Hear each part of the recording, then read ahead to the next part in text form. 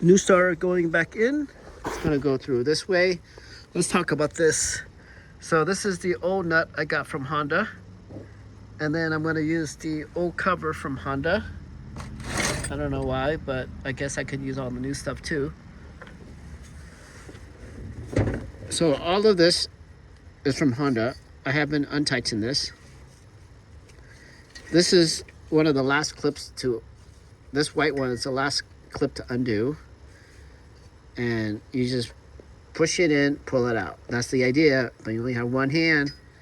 So you can put a screwdriver here and come out. Then what else can I say? So this is, if I'm gonna go back in, this is number one. This is number two. I forgot all of these and what number these are, but all of this has to come out at some point before the starter comes out. And then there's a green tab up there. This one.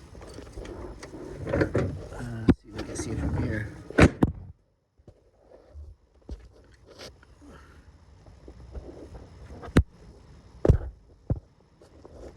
That tab. You don't have to take out the 10mm. You just have to pull the green tab and then yank it out. So it can, basically it needs to be free. And then you also have to release this one. That one right there, which is going to be better while the starter is on there versus the starter dangling. And that would live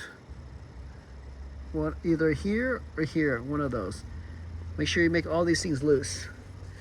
And then take off the 14 on the top and the 14 on the bottom after using weird tools.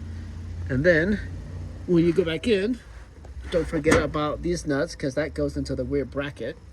But that's going to be like closer to last.